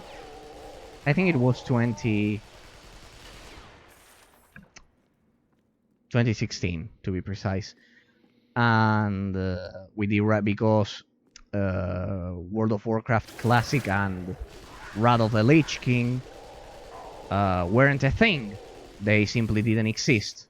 And so I reverse engineered World of Warcraft so I could play it alone with the Wrath of the Lich King expansion. And it was pretty similar to this. And I know what a lot of people think and say, that it's boring playing World of Warcraft just on your own without any other players. And I would say, yes, it's not like the complete experience, but consider that, for example, before World of Warcraft Classic was a thing, we had to do that. We had to reverse engineer the game in order to play Wrath of the Lich King, because otherwise it would be after the most recent expansion, and you couldn't play Wrath of the Lich King. So I reverse engineered it so I could play Wrath of the Lich King on my own, and it was a great experience.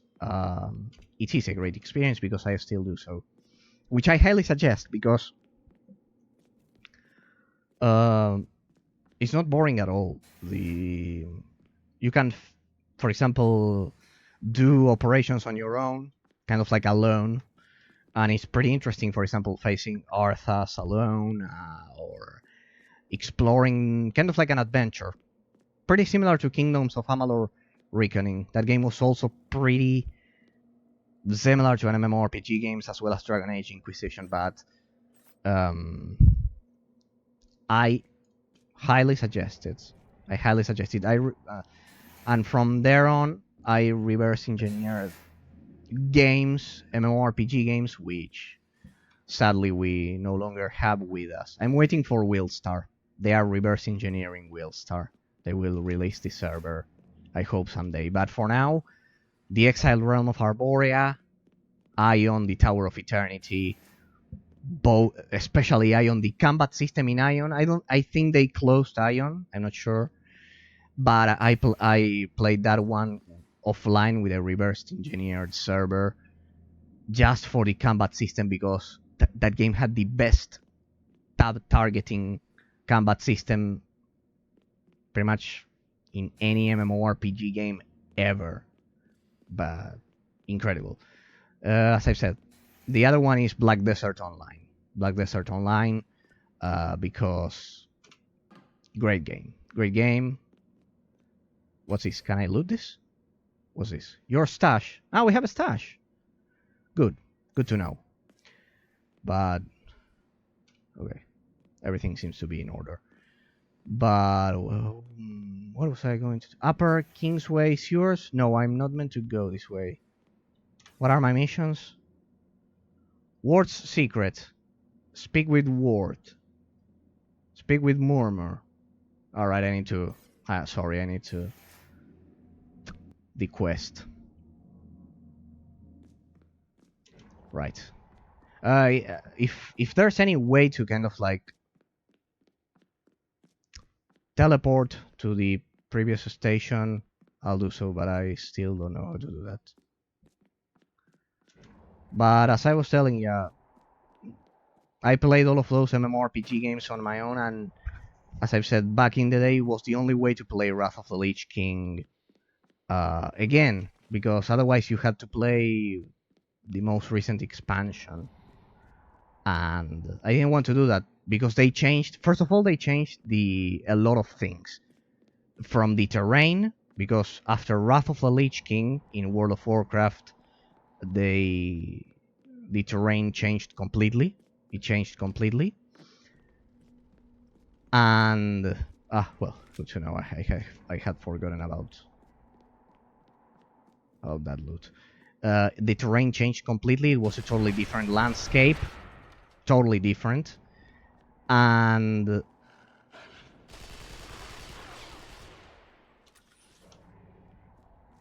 they had removed the skill tree. They changed it for some lame kind of like talent system, and it wasn't the same. Vicious call. See ya. It wasn't the same. The phrase that which says that World of Warcraft died with Arthas, I think it's very, very true. Definitely, because not only the World of Warcraft changed, but it was also the climatic and natural closure for the storyline, and they removed the skill trees. For me, that was absolutely it was severe doing that. Terrible, because that changed the gameplay mechanics. They completely ruined the gameplay mechanics. So I had World of Warcraft, the Exiled Realm of Arborea, Ion, and now Black Desert. Kind of like I played them all offline in reversed engineered servers. And then I had Star Wars: The Old Republic, of course, for that online feel of being with friends and doing the dungeons that were called operations and all of those things, and flashpoints as well. They were kind of like the 4-man dungeons and the 8-man dungeons and the 20-man dungeons. They were 16.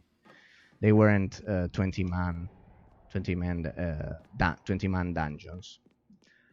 All right, we continue with the story. Seems like we need 100% more pints to We made it. We made it. Now all that's left is to delete. I highly suggest if you download this one, if you find a copy of this game, get the updated version, because these games used to have bugs. Besides, this is supposed to be an MMORPG game, so it's huge and they had a lot of bugs. Now all that's left is this is the most updated version, 1.180 or something like that. And the left is to deliver the Seraph's message to Brandon Lan. We know the information contained within the Fox communique is vital. We also know the Seraph intended for it to reach Lan before he fell. Sorry. So let's see Dan. Yeah. I will see Yep. you later. Speak with Landon Brand. Alright, we'll get to know this guy. Alright, second zone. I guess. There's London. Sorry, Brandon Land. Sorry.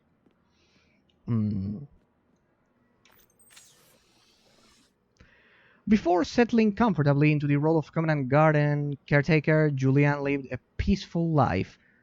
Sigmund believes Julian's impeccable bedside manner resulted from years spent in a convent.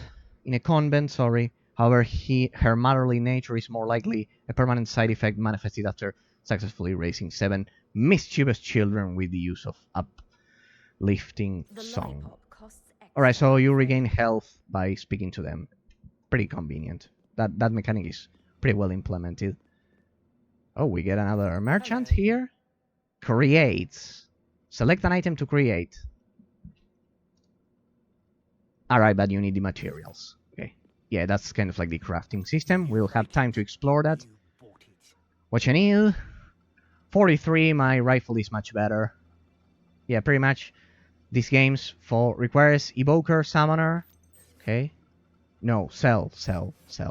Alright, it was shift. Shift right click, blah blah blah blah. The ones which have that logo, you just sell them. These are normal quality. I have no belt. We keep that one. I think we have no pants. Yes, we have pants. Net rush pants.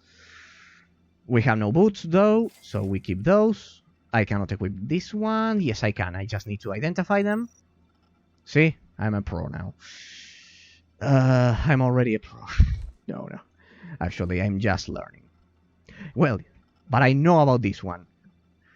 If there's something I know about this is that legendary quality and 3 stars is better than green quality and just 1 star. Alright, we are keeping this one. I think we just looted a legendary item. Okay. Identified relic. I have to identify these ones as well? Yeah. Okay, so, wait. So, we equip. Alright, so the light affects the character. Maybe this will change. Yeah, they were a bit lazy regarding the models for the weapons. I think this is kind of like the 3rd model for the XM55 rifle. Well, at least they... See, they call them Vanquisher, Skillful, and... Yeah. They pretty much said it's the same model, different rarity. Alright, boots. We need boots. Perfect. We need a belt. Something, basic equipment. Just so we don't go around, we don't wander around naked. Increases damage by 14%. And where do I equip this?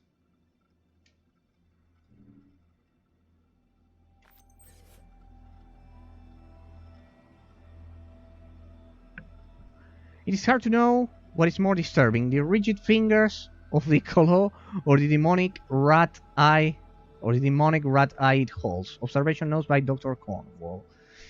Special attributes. Maybe it's a mod for the weapon. Alright, it will be great to equip. If I can equip that to my legendary weapon, it'll be game over for them. Isn't it a mod? No.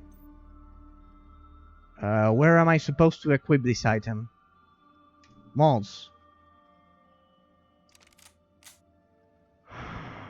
Well, I don't know how to use the relic. I know, here. Here? Shoulders, no. Well, whatever. Damage to beasts. This is a mod, right? Yeah, but it's not that good, I guess. Well, whatever. Forget about it. We'll learn about that later.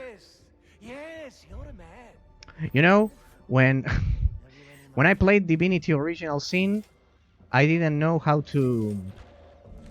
What was it? It was an important game mechanic. And I didn't discover it until the end of the game.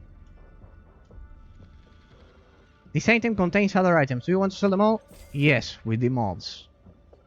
I could have salvaged the mod.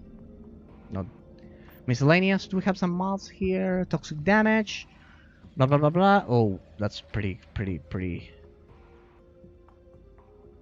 pretty pricey, pretty expensive. A line battery, this one, let's try just for fun, just to experiment. Alright, perfect. Yeah, in Divinity Original Sin, I didn't understand the crafting system up until the end of the game, so nothing's impossible. And I beat the game pretty much without knowing how to use the crafting.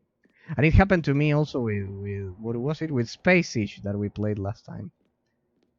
Entry forbidden. Ah yeah, first we have to speak with that guy. Brandon? Right, so the names kind of like light up when you select them. Aquatic man.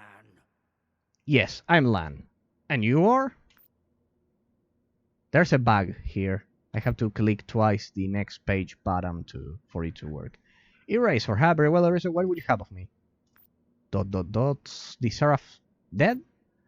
His fist slaughtered? Forgive me, this tale, it's hard to swallow. I need a moment, please. Alright? There you have your moment. Let's see. Hunter, I can hear you. Keep your vows.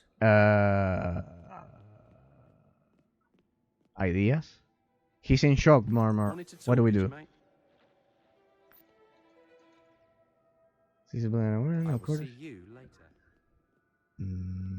I'm a bit lost now. Another question mark? Maybe he needed a bit more of time. Listen to me, boy. There we go. The Seraph. His name was Joseph. It was the guy who was dying back during the first level. Back at the beginning of the game. During the first level, the courtyard. I remember it. The Seraph, his name was Joseph. Okay, now we know his name was Joseph. He was a friend. My friend, I imagine. So, he will be greatly missed. All these years and still no loss comes easy, Razor, even for me. But truly, you have done Joseph and his fist honor. Dr. Fox's communique is immeasurably valuable, alright? Have you noticed that in games from the early 2000s, not only, as I mentioned at the beginning of the game, that not only they had decent and normal haircuts for most of us, but they had also a much wider range of vocabulary, adjectives, and everything. It was absolutely rich in adjectives, the spoken language, like that. Much more refined. The lines of dialogue, they were much more complex regarding the constructions for the sentences and those things. Sorry, boring things that I noticed throughout the years. The good doctor is responsible for many of our recent technological successes against the demon. He was working on something new, something he thought we must have. Joseph was sent there to retrieve him. This encrypted communique is the next best thing. Unfortunately, it will take my people some time to decode the data. I suggest you familiarize yourself with Covenant Garden Station. Return to me after you are settled. I'll keep you informed. Fine, welcome. Aquatic man. You're here, good. See, I have to click twice. It might interest you to know we've at least decoded Fox's communique. Alright, save me, Fox, please. I must speak with Lord Orphan. Or Orphan. I have what we need. Some communique, if only the good doctor left coordinates. Regardless, we know Fox to be a man of some significance. Thus, I am assigning the necessary knights to locate and secure him. You're going to be among them, Eraser. I'm taking a chance here, make no mistake. Just sending you out, inexperienced as you are, seems a grievous error in judgment. But you did well by the Seraph Joseph. You honored his name with action, and I have earned the right to see this through. I cannot ignore that. I may be a fool in this decision, but I am no reckless fool. I will not have you gallivanting about distant lands, getting yourself killed. See, it's been so much time since I've seen that verb right there. I think since I sat for my first international exam. Pretty old school English. I want you close, within reach. Your search for folks will be limited to Covenant Garden Market, a restricted area adjacent to, I mean in the usage of the word, in the usage. A restricted area adjacent to this very station. Scour that zone. Okay. Report any sign of focus directly to me. Above all, keep well erasing. See what I meant? Instead of saying wandering around or something like that, they said gallivanting like that. I need to check out that one because it's been so much time. I think at least, I don't know, 10 years ago I heard that one. A few mates and me have decided to make a strange brew to lift the spirits of our station members, you know. Ladies and gentlemen, we have the first delinquent of the game making drugs just to cheer up his mates. We have the first delinquent of the game. Beautiful. We're calling it Elsinore,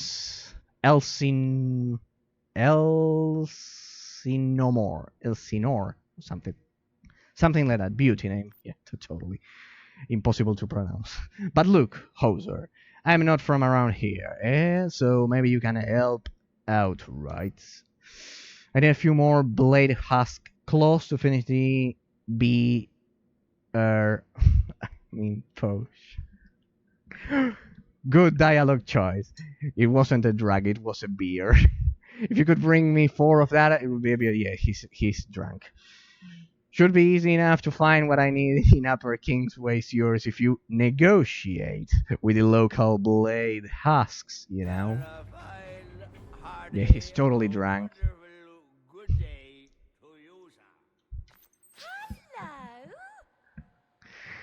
Hello. Lord needs to die. Alright. Fair enough, I guess. If the beast is allowed to escape our reach, the consequences will be most severe. I can just adventure, kill the town's annoying pest, erase any learning, obliterated utterly, learning. One of the botched experiments resulting in a string of unnecessary deaths near our Cabal research facilities in Lorraine King carry a grudge. Beware, our loosed experiment may be gifted with unnecessary uncanny speed, strength, stamina, indeed, which over fat. Pretty much Metroid here. Some mutant beast is loose, is on the loose, and we need to stop it. I am the son and the heir of a world in despair. Who is to blame? Nice. Well, many demons litter the area. There is but one concern I have just discovered. Big Ben is fiercer than others. Dispose of it and you will be rewarded. Lower Kingsway Sewers, find it there. All right, goodbye. Pretty easy. Ranger, I'm in trouble. Listen, I was topside, there was fighting, I was shooting, it went hazy, somehow I fell off mission. The next thing I know, bam, I'm naked in a pit of something that felt and smelled suspiciously like shard cham. I swear these demons are following with me, abducting me at their leisure and all. Worst part is, I didn't even have my bleeding 10 blind eyes on me. I need those for the mission, mate. I'm pretty sure I left them somewhere in or around Lower Kingsway Sewers. It's all got to be there or elsewhere. Anything else. Look, if you can bring me 10 blind eyes back, I'll make sure you move up to notch on the big hand, a lot of progress deal, except question, right? Excuse me? 14 bleeding hours of patrol waiting through the bleeding muck. Nah, we call it city, and what I have to show for it, not a damn thing. Think you can do better? I'd like to see. Really? Hell, if you can track and eliminate 16 imp trooper. Okay, we go. Alright, so we finished the first area today. So, what do we have here? Oh, look at that. Alright, so...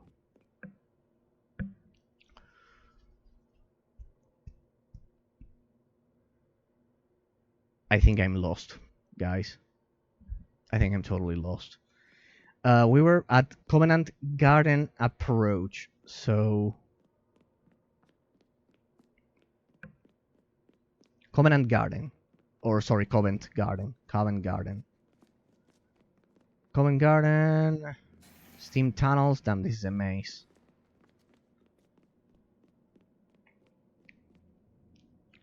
Covent Garden Train Depot. I think I'm a bit lost.